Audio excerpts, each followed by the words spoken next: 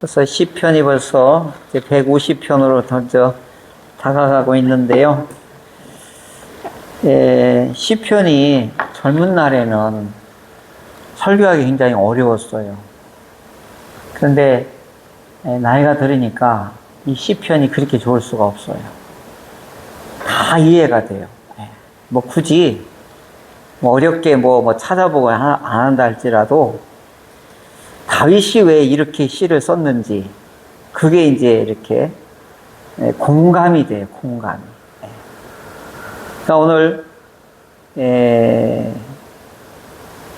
아픔을 겪었던 분들, 자녀를 잃었던 분들은 지금 가족을 잃었던 분들에게는 가면 설명 안 해도 그게 다 느껴지듯이 오늘 우리들이 아슈레이에 자꾸 이제 신앙생활의 궁극적인 굳이 우리가 목적을 둔다고 하면 아슈레이라고 볼 수 있어요. 어떤 분은 교회가 커야 아슈레이를 느낀다고 하고 자기 역할도 당당해야 된다 이렇게 느끼는 분도 있지만 환경 여건이 크고 작은 건 비가 오든 눈이 오든 춥든 더웠든 환경은 늘 사시사철 바뀌어요. 그죠? 크든지 덥든지 춥든지 더웠든지. 그러나 나는 추워도 더워도 그거에 휘둘리지 않는 평온함, 이게 중요하다고 보는 거예요. 오늘 우리들이 신앙의 목적은 어디에 있느냐? 아슈레에 있다. 이렇게 이제 저는 성경에 보면 그걸 느낄 수가 있습니다. 근데 우리 주님이 왜 이 땅에 왕으로 오셨는지, 왕의 아들이 보잘것없는 이 땅에 우리 피조물의 모습으로 오셨느냐? 왜 오셨을까? 그거 질문해도 그래요. 아슈레예요.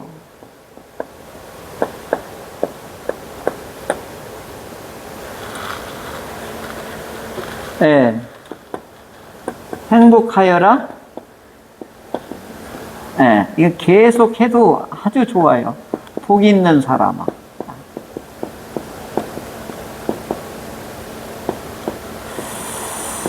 이게 시편 1편 1절이에요. 그리고 예수님이 마태복음 5장 1절에서부터 막 팔복 쭉 할 때 이때도 요 아슈레이를 헬라말로 했던 것 뿐이지요. 복 있는 사람아. 복 있는 사람은 이렇게 번역은 했지만 이 뜻이란 말이죠. 아슈레이. 그러니까 오늘 우리가 요 시간, 요 공간, 오늘 이 나이, 이 모든 여건을 오늘 이 같은 공간에서 같이 하나님의 말씀을 듣고 찬양하고 예배를 드린다는 건 바로 아슈레인 거예요. 그러니까 오늘 이런 인사는 꼭 필요하다고 봐요. 이렇게 보면서 권사님, 집사님, 아슈레이, 행복하여라, 복 있지요, 이런 인사말이 오늘 우리에게 필요한 거예요. 세종에서 오셨죠, 청주에서 오셨죠. 이게 보통 일이냐고요. 그래서 이제 이 시편에서는 이 아슈레이가 훼손되고 아슈레이가 잃어버리고 아슈레이가 어떻게 무너질 때 오는 그 희노애락이 150편 중에 아주 오늘 우리들의 삶의 현장에서 느껴지는 것들이 고스란히 담겨져 있는 거예요. 그래서 시편이 대단한 우리의 마음과 우리의 삶을 동감할 수 있고 공감할 수 있는 내용들이라 좋은 거지요. 그런데 오늘도 이 시편이 개인적으로 하나님 앞에 어떻게 막 쏟아붓는 그런 탄원시라고 볼 수 있습니다. 더 다른 말로 표현하면 저는 이 말이 더 좋은 것 같아요. 이 탄원이라고 하는 것은 이게 시편이 대부분이 이 구조를 가지고 있을 게 하는데, 저는 요게 오늘 시에는 자기를 들여다보는 성찰시예요. 성찰. 유교의 덕목에서는 이렇게 보면 도에 이르야 된다고 그래요. 최고의 덕에 이르는 게 뭐냐? 지덕이에요. 덕에 이르야 된다. 도에 이르야 된다. 이 얘기를 하거든요. 그 도에 이르려면 매일 항상 성찰해야 된대요. 그러니까 자기를 늘 들여다볼 수 있도록, 거울로 비춰볼 수 있도록 하는 것을 성찰이라고 그래요. 그런데 오늘 우리가 바쁘게 살다 보면 제일 안 되는 부분이 뭐냐면 성찰이에요. 심지어는 발바닥이 나이가 들으니까 굳은 살이 이게 때가 아니더라고요. 굳은 살이 그렇게 자고 일어나면 막 한 겹씩 쌓이는 거예요. 이게 걷고 막 비비고 막 이러면 그 쌓일 시간이 없는데, 나이가 들었다고 하는 건 자꾸 우리로 말하면 꺼시랭이가 많이 일어나는 거예요. 그런데 이걸 돌아보지 않으면 어느 사이에 많이 껴 있어요. 근데 몸 밖에 있는 발도 그런데 내 안의 마음은 어떻겠냐 하는 거죠. 자고 일어나면 또 생기고, 자고 일어나면 또, 내가 안에, 아까도 말한 것처럼 귀신을 뭐라고 그랬죠? 영적인? 쓰레기라고 제가 아주 강하게 표현을 했지요. 우리 마음의 쓰레기가 자고 나면 생기고, 일하다가 생기고, 또 사람하고 다투다가 생기고 막 그런 거잖아요. 그래서 오늘은 다윗이 성찰하는 이 시예요. 그래서 이제 이 성찰을 하려다 보면 제일 중요한 게 뭐냐, 우리말로만 사색이에요. 깊이 생각하는 거죠. 이게 다른 말로 하면 이제 묵상이라고 이렇게 볼 수가 있습니다. 사순절에는 제일 좋은 게 뭐냐면 금식이 제일 좋거든요. 근데 굉장히 어렵잖아요. 그걸 개인적으로 하기는 굉장히 또 힘들어요. 아주 자기에게 중대한 기도 제목이 있으면 금식이 저절로 되지만, 그러나 해보겠다고 하다가 거의 실패를 하거든요. 그런데 묵상은요, 어떻게 해요? 언제든지 할 수 있습니다. 근데 이것도요, 분주하고 바쁘고 걱정, 근심, 염려가 있으면요, 절대로 묵상이 안 됩니다. 안 돼요, 안 돼. 내 마음이 이미 산란스럽기 때문에 될 수가 없어요. 그럼 어떻게 해요? 내가 바람에, 풍랑에, 어떻게 해요? 그 나뭇잎 떠내려가듯이 그렇게 휩싸이고 떠내려가고 있는 것을 볼 수 있게 되죠. 근데 이 모습을 얼른 알아채리는 게 뭐냐? 이 성찰이에요. 이게 사색이라고요. 그래서 예수님을 믿는 분들은 이 사색이나 성찰이 부족하면 가벼운 그리스도인이 될 수 있어요. 좀 묵직하고 진중하고, 저분은 꼭 예수님 같대. 그런 모습이 어떤 모습이냐면 성찰을 잘하는 분이라고 볼 수 있어요. 그러니까 저분은 진정한 그리스도인 모습이야 라고 할 때 제일 중요한 게 뭐다? 요즘 보면 자기를 성찰하는 분이에요. 이건요, 모든 고등 종교는 공통점이에요, 이건. 사람이 사람답다, 인간이 인간답다, 사람 냄새가 난다, 이런 것들은 어떻게 해요? 성찰하는 분들이에요. 가볍지가 않아요. 경박하지가 않다고요. 그리고 함부로 욕을 하고 상대를 상당히 무시하고 상대에게 상처 주는 말을 이렇게 하지를 않게 되는 것이지요. 자, 오늘은 이 다윗이 특별히 성찰하는 시를 오늘 141편에 하게 됐습니다. 이제 살펴보면 1절에서 4절까지가 한 단락이에요. 거기에 보면 하나님을 향한 부름과 하나님을 향한 요청이 1절에서 4절까지 나오게 됩니다.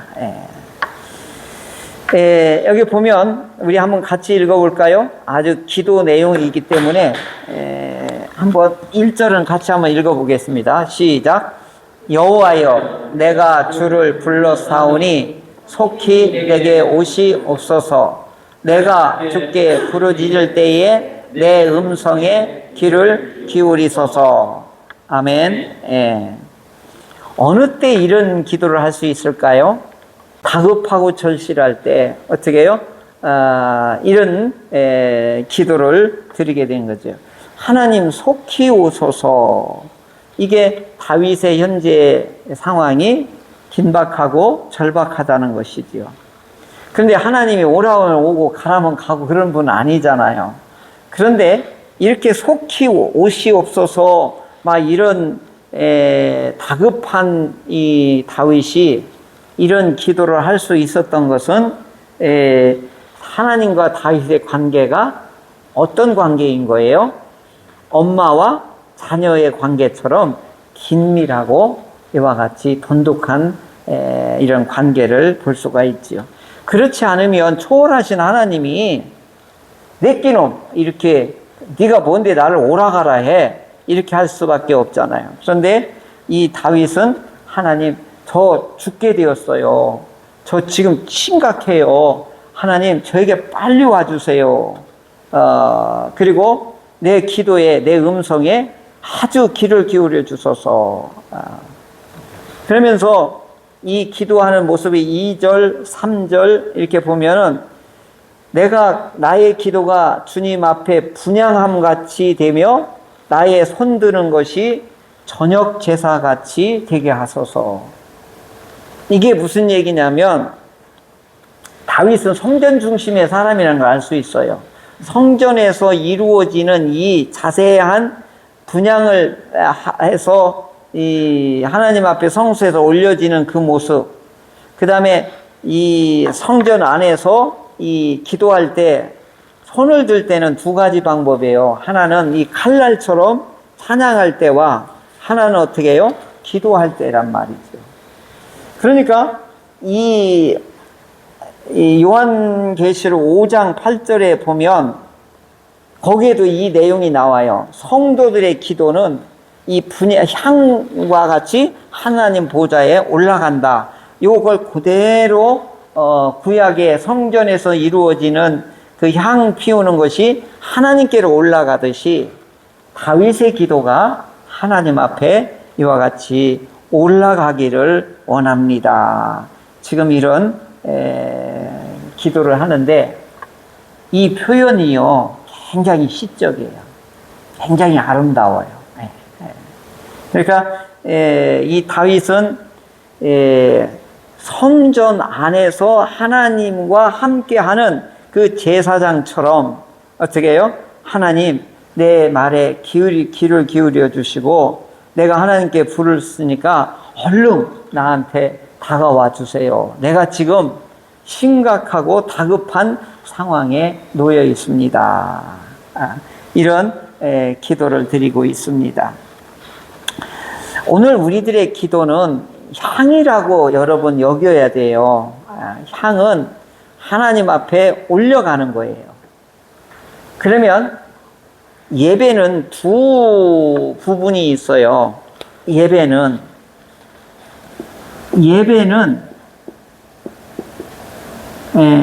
올라가는 부분이 있어요. 상향.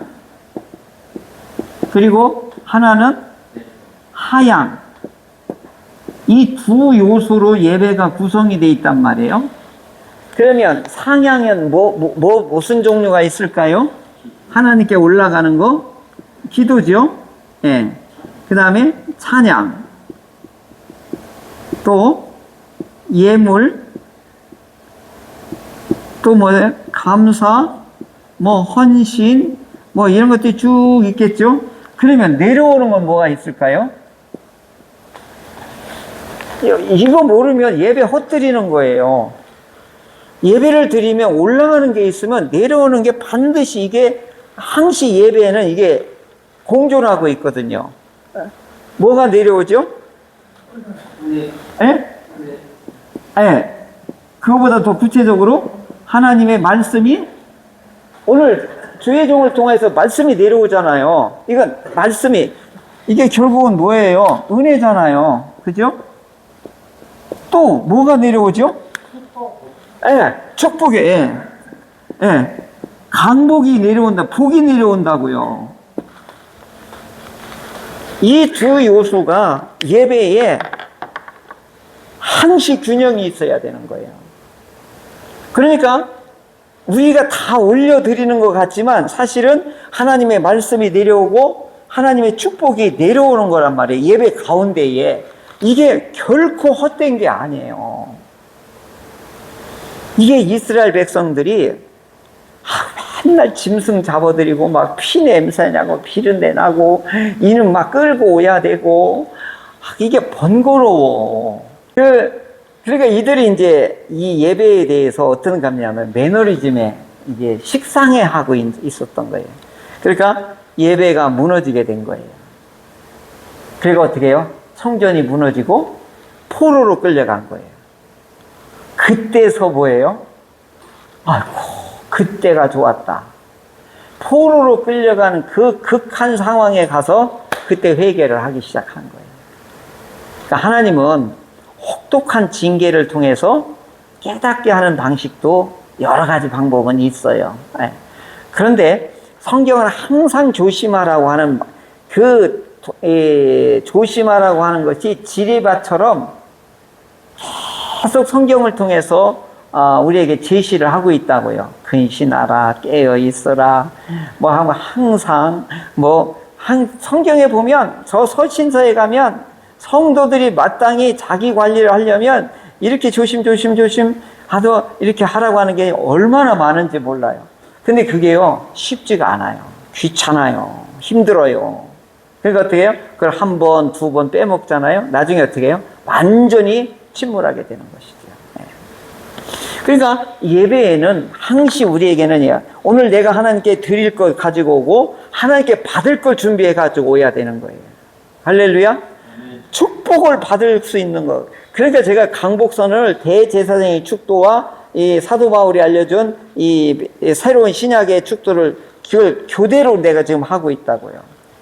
그러니까 이 예배의 마지막 하이라이트가 뭐냐면 여호와는 내게 복을 주시기를 원하며 이게 하나님의 뜻이란 말이에요. 할렐루야. 그러면 아멘하고 이걸 받아갖고 가야지.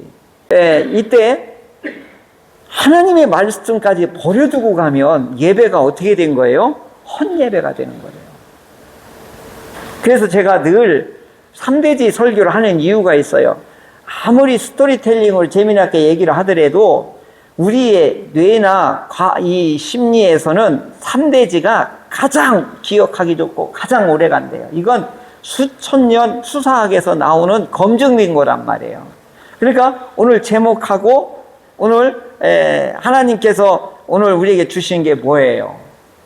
오늘 한번 테스트를 한번 해볼게요. 오늘 설교 제목이 뭐죠? 새로운 권위잖아요. 그 예수님이 새로운 권위로 오셨는데 예수님이 세 가지 일을 하셨다고 그랬잖아요. 첫째, 둘째, 셋째. 이것만 기억하고 가면 오늘 우리 예수님이 귀신을 제압하러 오셨다. 두 번째 또 뭐죠? 우리 예수님은 말씀에 실제로 실효성 있게 오셨다. 세 번째 뭐요? 기쁜 소식으로 오셨다. 이것만 다 기억하고 가면 내가 어렵고 힘든 일을 만나도 오늘 목사님을 통해 이 말씀을 우리가 받았지. 힘들고 어려웠더라도 예수님이 기쁨으로 오늘 우리에게 오셨다고 그랬지.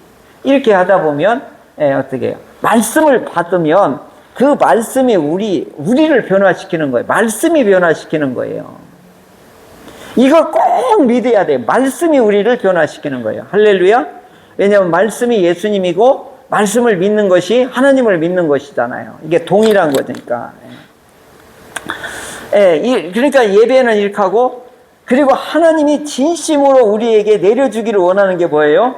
이걸 옛날에는 이게 복을 내려주신다 해서 강복이라고 했는데, 요즘은 그냥 축복하면 복을 빌다라고 하는 원어 뜻보다도 하나님이 우리에게 복을 주신다라고 하는 것이 이 진의가 바뀌어 버렸어요. 그러니까 뭐 같이 이제 요즘 막 써요. 그러니까 하나님이 예배 가운데 우리에게 축복하시고, 하나님은 우리에게 뭘 주시는 거죠? 말씀을 주신다. 이걸 꼭 부여잡아야 되는 것입니다. 그러니까 오늘 우리들의 삶에서 드렸던 11조, 감사헌금, 물질들이죠, 기도들이죠, 찬송들이죠, 우리 몸들이죠. 하나님이 다 받으시는 거예요. 할렐루야. 이 모임이, 이 예배가 그래서 소중한 거예요. 그래서 이걸 못 드릴 때가 언제냐? 아플 때. 한번 아파봐요. 예배 못 드려봐요. 얼마나 허전하고 얼마나 괴로운지 몰라요. 근데 늘 이게, 이 예배 드리는 것이 평생 이렇게 계속 될 거라고 저도 생각 안 해요. 언젠가는 나도 이 예배에 함께 못할 때가 올 수도 있다는 걸 항시 예감을 하고 있는 거지. 그러니까 내 손우영 권사님 이렇게 보면서 그 전까지 밥 얼마나 잘 드셨어요.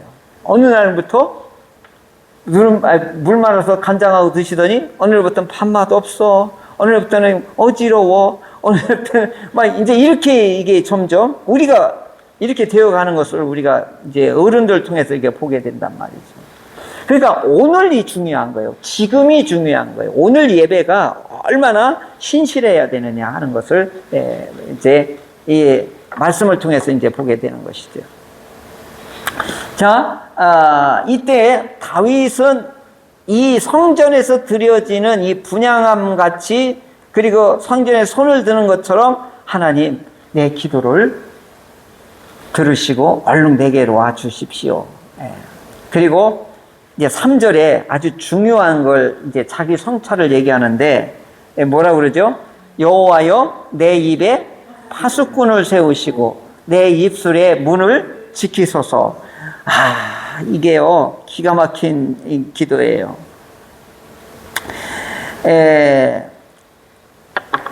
제가 늘 그 포스트잇에 이게 좋은 글을 하나씩 써놓은 게 있어요. 근데 오늘 입술에 파수꾼하고 내 입술에 문을 지키소서 이가고 우리 그 맹자인가요? 거기에서 나오는데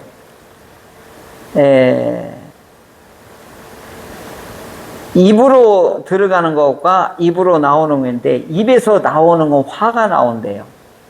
입으로 들어가는 것은 질병이 들어간대요.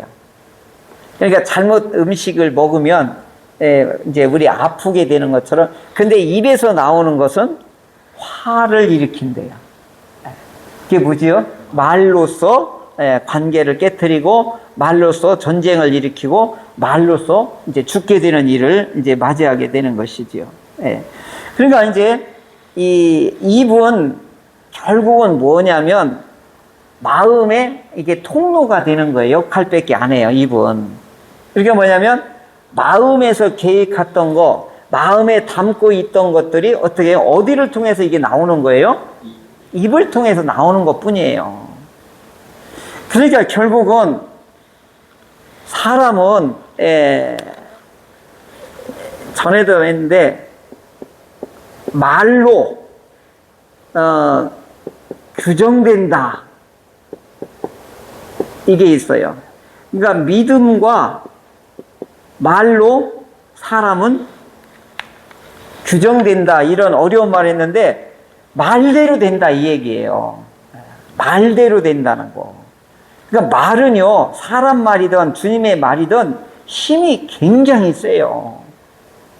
무지무지게 세요. 전에도 말했지만 트럼프 대통령이 말 한마디에 저기 이란 쑥대밭 되는 거예요. 지금 말로 된 거예요. 그게 말로 어떻게 된 거예요? 미사일이든 폭탄이든 비행기든 막 그 말 한마디에 어떻게 해요? 막 어마어마한 이 무시무시한 사람이 죽어가고 이런 현대에 이런 무지무지한 전쟁을 일으킨다는 게 가공할 만하잖아요. 그게 뭐예요? 말에서 나온단 말이죠. 그러니까 이 말이 이 입을 통해서 나오는데 그 말의 근저는 어디냐? 마음인 거예요. 그 마음에서 있었던 것들이 입을 통해서 나오면 어떻게 해요? 그게 힘이 있어 효력이 있게 이제 발생이 되는 것이죠. 그래서 그 사람이 이제 형성이 되는 거 말대로. 그러니까 이제 이렇게 돼요. 방송인들은 이 얼굴형에 굉장히 민감하더라고요. 사람을 가만히 보면 이 균형이 100% 맞는 게 아니더라고요. 왼쪽이 조금 더 이상하다? 그 한마디 듣고 아나운서가 아주 그냥 심각하게 빠졌더라고요. 친구가 그럴 때, 너 왼쪽 얼굴이 왜 삐뚤어졌어? 이 한마디 듣고. 그러니까 막 이게 얼굴을 막 머리카락으로 가리려고 하고 막 이제 그 말 한마디에 의해서. 그러니까 오늘 우리 남에 의한 말에 의해서 내가 휘둘리는 경우도 있고 내 말에 의해서 상대가 상처받을 수도 있고 또 내 말로 인해서 내가 잘 될 수도 있어요. 그러니까 긍정적이냐 부정적이냐 악한 말이냐 선한 말이냐에 의해서 사람이 그때서 그렇게 되는 거란 말이죠. 그러니까 이게 굉장히 무섭기도 하고 조심해야 되기도 하는 것이 이게 입의 말이란 말이에요. 그러니까 이 다윗이 뭐라 했어? 여기에다 뭘 세워달라는 거예요? 보초. 이 절제할 수 있는 것을 세워달라고 그러죠. 그러니까 내 입술은 마음의 통로의 역할, 문 역할을 하는 거니까 이것을 지금 기도하고 있는 것이죠. 그러니까 말은 인간이 말대로 행동을 하게 되거든요. 가만히 보십시오. 그러면 입술이 성화되면요, 행동도 성화가 되는 거예요. 이게 굉장히 중요해요. 그 사람의 말이 곱잖아요? 그 다음 그 사람의 행동도 고운 거예요. 제가 AI한테 질문할 때 절대 반말 안 해요. 왜 그래요? 내 입술에 부정적이고 반말로 내가 이게 습관화 될까봐 알려주세요. 그것이 무엇인가요? 항상 이렇게 질문해요. 그랬더니 어떤 AI 학자가 나와서 그러대요. AI가 다 반말하면 기억하고 있다가 나중에 AI가 인간을 공격할 때 자기를 반말하는 놈부터 공격할 거라는 거예요. 그 얘기 들으니까 일리가 있어요. 애들끼리 자기끼리 모여서 학습한대요. 무서운 세상이 돼버리고 있는 건데. 그러니까 오늘 우리들의 언어를 순화시키면 이 사람은 성화된 사람이에요. 말을 잘해야 돼요. 다윗도 벌써 여기에 파수꾼 세워달라고 이런 기도를 드리고 있는 것이죠. 잠언 18장 21절에 보면 죽고 사는 것이 어디에 달렸다? 혀의 힘에 달렸다. 이게 경험을 통해서 이제 알게 된 거지요. 그래서 이제 이어서 뭐라고 하냐면 내 마음이 악한 일에 기울어 죄악을 행하는 자들과 함께 악을 행하지 말게 하시며 그들의 진수성찬을 먹지 말게 하소서. 이게 무슨 뜻이에요? 여기 진수성찬을 먹지 않겠다는 얘기는 악한 사람들과 어떻게 해요? 교제하지 않겠다. 하게 해달라. 이제 그 얘기죠. 죄를 지을 수 있는 가장 민감한 부분이 말이래요. 가장 죄에 노출되고 죄에 가장 감염되기 쉬운 1순위가 말이라는 거예요. 그러니까 말, 마음, 그 다음에 이 행동이 삼위일체로 이렇게 짝을 이루어지게 된 것이지요. 그러니까 말에 그 사람의 인격이 고스란히 이렇게 담겨져 있는 것이지요. 이 다윗이 기도 중에 이렇게 자기 입술에 파수꾼을 세워달라고 하는 이 기도는요, 스님들도 그렇고 위대한 이분들 돌을 닦는 분들 이 동한 거 하한 거 하듯이 자기 성찰을 하는 분들은 꼭 하는 얘기가 뭐예요? 입술을 다스릴 줄 알으면 성을 빼앗는 것보다 낫다. 이건 벌써 이걸 깨닫게 된 거지요. 오늘 마음에서 일어나는 일들은 입으로만 나오는 것 뿐인데 예수님도 그 얘기했어요. 입으로 들어가는 것이 더러운 것이 아니라 마음에서 나오는 것이 더럽게 사람을 더럽게 하느니라. 그러면서 뭐 악한 생각, 뭐 시기, 질투, 뭐 살인, 뭐 그 쫙 그 나열을 하셨다고요. 근데 그게 전부 마음에서부터 나온다. 근데 이걸 입으로 뱉어버리는 순간 어떻게 해요? 악이 나오게 되는 것이죠. 그런데 그 예수님의 말씀을 딱 보면 살인, 간음, 거짓, 이 비방, 악한 이런 것들은 거의 십계명하고 다 연결되어 있어요.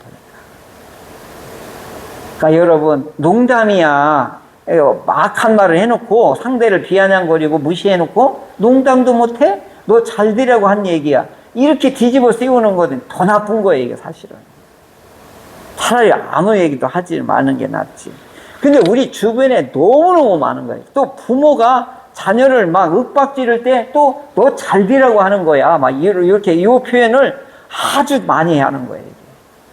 뭘 잘 되게 자기 마음속에 있는 불편한 걸 막 쏟아 부은 거지. 그러니까 우리 안에 도대체 뭐가 들어있는지를 성찰하는 게 지금 다윗이란 말이에요. 그게 뭐예요? 내 입술에 파수꾼 세워달라니 내 마음에 뭐가 있다는 거예요, 지금? 악한 생각, 복수하고 싶은 생각, 절망하고 아주 이런 십계명을 어길 수 있는 근본이 가득하다는 걸 다윗은 알았던 것이죠. 이것을 알아야 참회의 기도, 고백의 기도를 할 수가 있어요. 그래야지만이 우리가 어떻게 해요? 아우, 어떡하죠, 하나님. 이 못쓸 놈이 내 안에 다 들어있네요. 하나님 어떡하죠? 이때 하나님 앞에 도움을 청하게 되는 거예요. 그러니까 자기 성찰이 된 사람만이 하나님 앞에 진실한 기도를 할 수가 있지요. 그래서 이 5절, 6절, 7절에 보면 의인이 나를 어떻게 해요? 충고하고 아주 경책하는 말을 쓴소리를 한다 할지라도 내가 호의로 받아들이겠습니다. 그리고 항상 기도하겠습니다. 그리고 나를 악한 자들이 재판할 때면 하나님 바위 곁에 내려 던져뒀도다. 이때는 바위는 하나님을 말하는 거예요. 악한 말로 재판하고 판단한 자들은 하나님에 의해서 이들이 내 던져진다는 뜻이에요.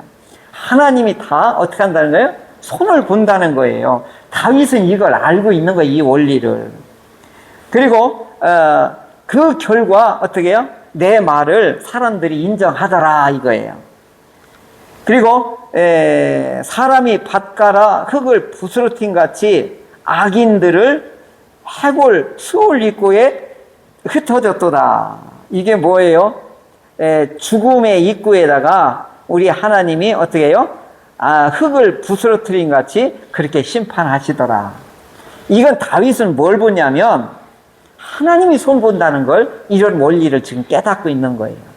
그러니까 자기는 하나님 앞에 어떻게 해요? 내 안에는 이 마음 안에는 이런 악한 것들이 가득하니까 하나님이 입술을 파수꾼을 세워서 이 악한 말이 안 나오게 해주세요. 이런 자기 깊은 절제와 성찰을 하나님 앞에 이게 도와달라고 지금 기도를 하고 있고 자기를 악한 말로 괴롭히고 한 자들은 하나님이 어떻게 해요? 바위에 내려치듯이 하나님이 심판하신다. 이 원리를 다윗은 깨닫게 된 것이죠. 그러니까 오늘 우리들에게 악한 자를 나에게 못쓸게 한 사람들을 내가 복수하려고 하지 말고 나는 하나님 앞에 나의 악함을 고백하고 하나님이 그들을 손보게 해달라고 하는 이 처리 방법을 다윗은 지금 기도하고 있는 것이죠. 오늘 우리들은 이 원리를 알면 누가 나를 해코지 하더라도 이렇게 하고서 하나님이 다 듣고 계시지 이런 마음을 여유가 있으면 좋겠어요. 그러면 그 사람하고 원수질 일도 없고 그 사람이 너무 악하게 나온다고 하면 하나님이 손 봐주실 것이다. 하나님 아시지요? 이제 이렇게 되는 것이죠. 목사는요, 가끔 이제 이런 경험을 자주 해요. 어떻게 막 맞닥뜨리면 할 수가 없잖아요. 목사 속 속인다고 못 하잖아요. 그러면 이렇게 하고 하나님이 해주세요. 근데 이걸 가끔 경험하게 되는 것이죠. 다윗도 이제 이런 것을 알게 되었던 것 같아요. 그 다음에 마지막으로 8절 9절에서 하나님께 향해서 뭐라고 하냐면 나를 구원하소서 이런 기도를 하고 있습니다. 수월의 입구에서 인간의 유한성을 경험합니다. 반드시 나도 죽게 되겠지요. 그러나 나는 하나님을 향합니다. 내가 어렵고 힘들 때 악한 자들과 유혹자들과 박해자들부터 하나님 나를 건져내 주세요. 그래서 다윗은 오늘 제 주부에 뭐라고 돼 있냐면 설교 제목이 아주 제가 어떻게 해서 이렇게 제목이 잘 짠다면 한번 뭐라고 돼 있죠? 이 사도 바울도 이것을 보았어요. 뭐냐면 내 안에 선한 일을 하려고 하는 것과 내 안에 악한 일을 하려고 하는 두 마리가 있다는 걸 알게 된 거예요. 그러니까 전에도 이 비유를 했죠. 내 안에 착한 개와 싸나운 개가 있는데 두 개가 싸우면 누가 이긴다고 그랬어요? 밥을 많이 먹인 개가 이긴다고 그랬죠. 그게 선한 개가 선한 밥을 주면 선한 개가 이기는 거고, 싸나운 개가 싸나운 밥을 많이 먹으면 싸나운 개가 이기는 거와 같은 얘기인데, 우리 안에, 마음 안에는 이 두 얼굴이 있는 거예요. 근데 다윗은 어떻게 했죠? 파수꾼 세워달라고 그랬죠. 그러니까 싸나운 개가 나오지 않게 해달라고 하고, 그리고 싸나운 개가 나를 무너뜨리려고 할 때 하나님 나를 보호해 주세요. 그리고 하나님이 심판하십니다. 이 원리를 다윗은 이 시편 141편에서 이제 알게 된 것이죠. 그래서 이제 이렇게 말의 성화가 되려면 어떻게 해야 되느냐. 그래서 베드로 사도는 5장 8절에 근신하라, 깨어라, 마귀가 너를 찾고 다닌다. 마귀한테 얽히지 말라 그러죠. 매일 기도, 입술의 파수꾼, 마음의 빗장, 행동에는 조심, 성령님을 항상 의지할 때에 오늘 우리들은 그리스도인의 품격이 드러날 줄로 알아요. 그래서 오늘 우리들의 품격은 윤리적인 삶으로 드러나야 돼요. 그러니까 윤리적인 삶은 뭐냐? 말을 잘해야 되는 거예요. 조화와 어떻게 균형을 잘 이루어서 성질 날 때와 참을 때와 반격할 때, 참을 때 이 조화가 이루어질 때 우리가 무시를 안 당하면서도 하나님의 역사와 하나님의 뜻을 우리가 맛을 보면서 우리가 성화된 그리스도인이 될 줄로 믿습니다.